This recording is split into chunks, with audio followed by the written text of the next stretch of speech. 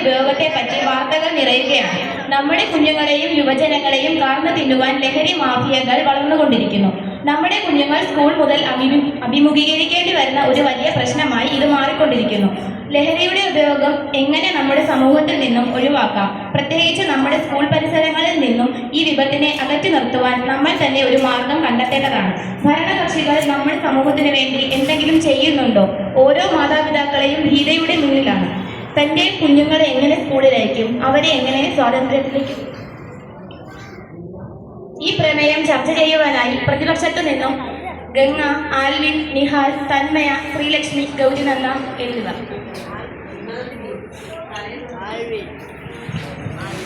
ഇന്ന് സ്കൂൾ കുട്ടികളിൽ ലഹരിയുടെ ഉപയോഗം കൂടുതലാണ്. കൊച്ചു കുട്ടികൾ വരെ ലഹരി ഉപയോഗിക്കുന്നു.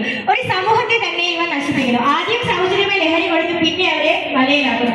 നിങ്ങളിത് കണ്ണിലേക്ക് അടിക്കുകയാണ്. നിങ്ങളുടെ ഇതിനുള്ള മറുപടി എന്താണ്?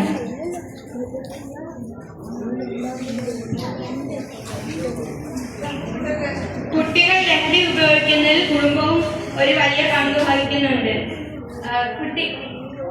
പ്രായപൂർത്തിയായ ലഹരി ഉപയോഗിക്കുന്നത് പ്രശ്നമില്ലെന്നാണ് മാതാപിതാക്കൾ കരുതുന്നത്. എന്നാൽ അവരുമായി അവർ സ്കൂളിലെ ലക്ഷ്യങ്ങൾ പങ്കുവയ്ക്കാനും അവർ എന്തെങ്കിലും ലക്ഷണം ലഹരി ഉപയോഗിക്കുന്നത് കണ്ടാൽ അത് ചോദിച്ചറിയാനും രക്ഷകർത്താക്കൾ ശ്രമിക്കണം.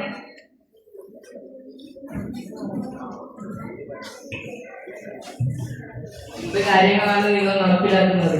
എല്ലാ ദിവസവും സ്കൂൾ കുട്ടികളെ കുറിച്ചുള്ള കാര്യങ്ങളാണല്ലോ വാർത്തകളിൽ വരുന്നത്.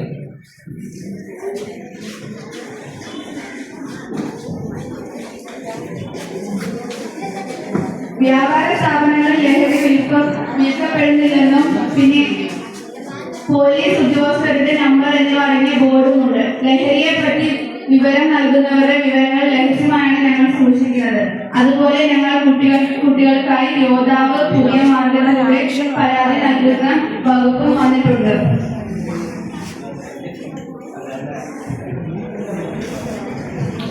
നിങ്ങൾക്ക് വാഹന സൗകര്യങ്ങളോ മറ്റു മാർഗങ്ങളോ ഉണ്ടോ?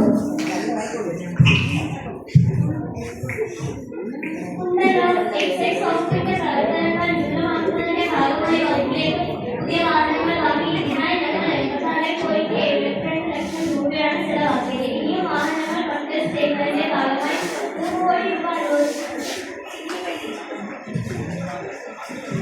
കുടുംബത്തിലുള്ള പല സ്ത്രീകളും പെൺകുട്ടികളും ഇന്ന് രംഗത്ത് പ്രവർത്തിക്കുന്നുണ്ട്.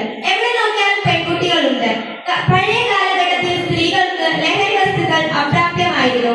എന്തുകൊണ്ടാണ് നിങ്ങൾ ഇതിനെതിരെ ഒരു മാർഗവും സ്വീകരിക്കാത്തത്? എന്തുകൊണ്ടാണ് ഈ കുഴികളിൽ പെൺകുട്ടികൾ ചെന്നെത്തുന്നത്? ഇതിനെതിരെ ഭരണപക്ഷം മറുപടി പറയണം.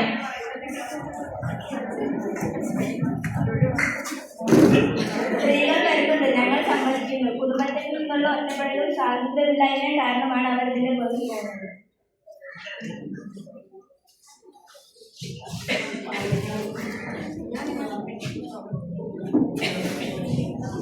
ഇന്ന് നമ്മുടെ ചുറ്റുപാടുമുള്ള കടകളിൽ പരിശോധിക്കുമ്പോൾ പരിശോധന നടത്തുമ്പോൾ 110ഓളം പരിശോധനകളുണ്ട്. ഇത് എങ്ങനെ വർദ്ധിക്കുന്നു? ഓരോ ഉദ്യോഗസ്ഥരും ഇതിൽ പങ്കാളിത്തമുണ്ടെന്ന് പറയുന്നല്ലോ. ഇത് വിൽക്കുന്ന അവിടെ കണ്ടുപിടിക്കാത്തത് എന്തുകൊണ്ട്?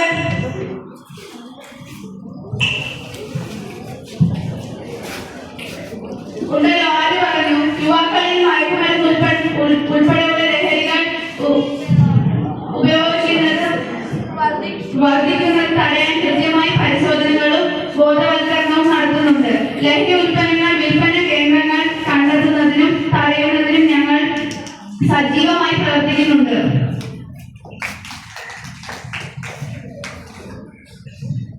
CCTVയും കൺട്രോളിംഗ് റൂമും അനുയോജ്യമായി നിൽക്കുന്നുണ്ടോ? നിങ്ങൾ ഇതിന് ഉത്തരം പറയണം.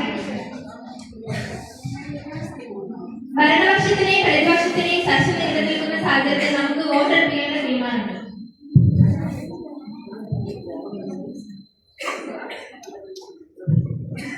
അതുകൊണ്ട് ഇവിടെ മറുപടി പറഞ്ഞു.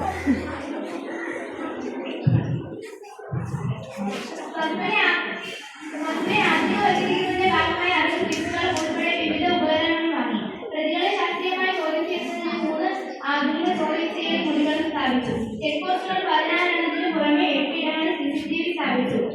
അതുപോലെ GPS സംവിധാനം സുരക്ഷിതമാക്കി.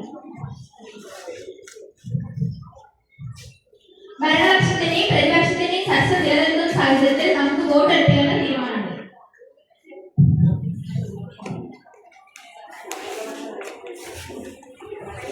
ഭരണകക്ഷികളുടെ വോട്ടെടുപ്പ് നാട്ടിലിറക്കിയോ?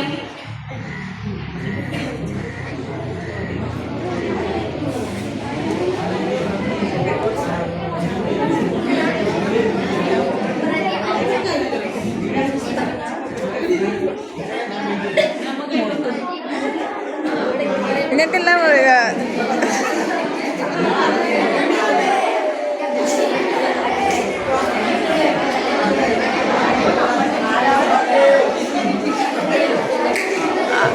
അവിടെ പ്രതിപക്ഷങ്ങളുടെ താല്പര്യത്തോടെ വോട്ട് ചെയ്യും.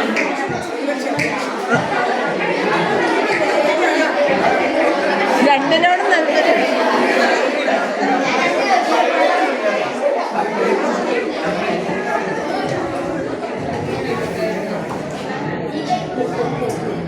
പ്രതിപക്ഷ കാര്യമായി മുന്നൊരുക്കങ്ങൾ ലഹരിക്കെതിരെ നടത്തിയില്ല. തുടർ നടപടികൾ നിങ്ങൾ തന്നെ നടത്തുക.